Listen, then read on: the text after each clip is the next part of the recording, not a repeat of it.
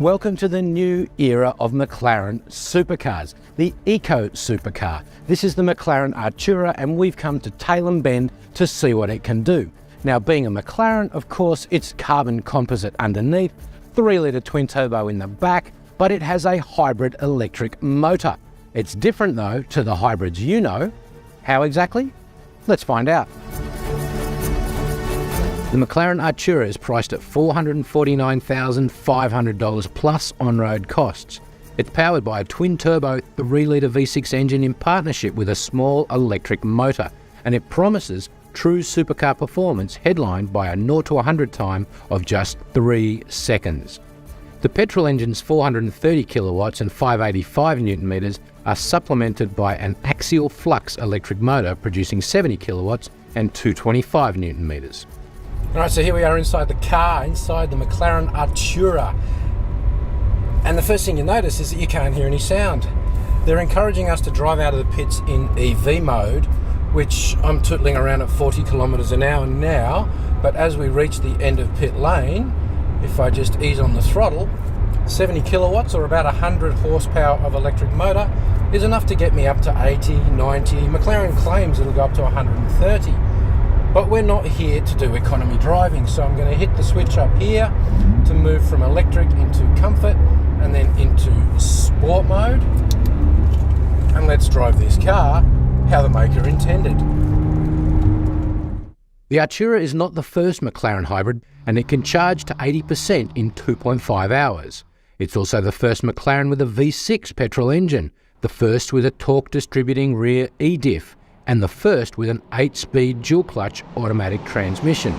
Now, interestingly, even though this is an all-new car, McLaren has persisted with hydraulic power steering, when a lot of other manufacturers have moved to electrically assisted power steering.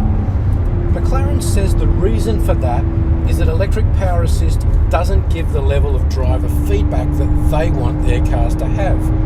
But it also means that they can't put things in like automated parking or lane keeping assist or any of those new active safety systems. But I guess if you drive a McLaren, you do all that yourself. The Artura's exterior styling is mature and restrained compared to previous McLarens, yet no less visually emotive. Its footprint is low and wide as you'd expect, but the car is shorter overall front to back than a Mazda 3 sedan, partly because it's a single-row 2-seater. The cabin feels like a $500,000 supercar cabin should. Special.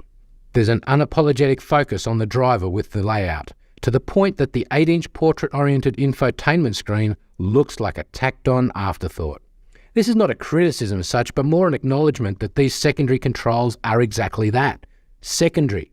The Artura's more important driving controls are thoughtfully laid out and easy to find. Unusually for the 21st century, the steering wheel has no buttons or switches. The only controls reachable from the wheel are the paddle shifters. Another area where this car might seem a bit backwards is that it also does not have regenerative braking. Now, you would have thought that's a no-brainer in a hybrid vehicle, right? The battery has to charge somehow. But again, I wonder if this is not something that our mate Daniel Ricciardo couldn't come to terms with in Formula One. The regenerative braking of his McLaren F1 car, he was quite vocal about not being able to ultimately feel the brakes. But McLaren's found an interesting way around it. Instead, when you're on part throttle or when you're on overrun in track mode, which is the most aggressive mode, the engine will actually recharge the battery. It can send up to 24 kilowatts into the battery. And it's only a small battery, 7.4 kilowatt hours, capable, McLaren says, of doing about 30 kilometers in pure EV. But really, that's to miss the point of this car. It is not about being able to drive emissions free. Instead, the electric motor is doing what McLaren calls torque filling. Turbocharged engines, even modern turbocharged engines, give their best at high revs. So at low revs, they can be a bit underwhelming. So McLaren uses the 225 newton meter electric motor to fill torque in the lower end of the rev range. And what it means is that this car has a lot more stomp off the line than it would otherwise have.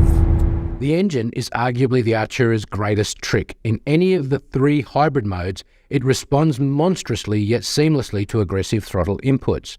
There's no hiccups as the electric motor comes in because it's always there, adding up to 225 Newton meters to the petrol engine's already impressive torque. This manifests as a savage tsunami-like surge that shoots the Artura out of corners hard enough to really challenge the rear tyres, even with McLaren's first E-diff doing its best to spread the torque across the rear axle. Our first overseas test lamented the E-diff's prowess and the inevitable reduction in exciting rear-endy feel, we said. During my time, the Artura still felt plenty rear-endy, just at a higher threshold than I expected. The powertrain is easily strong enough to let you short shift and call on its deep torque reserves rather than race the revs to its 8,500 redline. It's equally happy to spin right up to redline, but the powertrain's urgency does tail off in the last 1,500 RPM, which could be a side effect of McLaren's torque-fill electric motor program, which reduces the electric motor's torque as revs climb.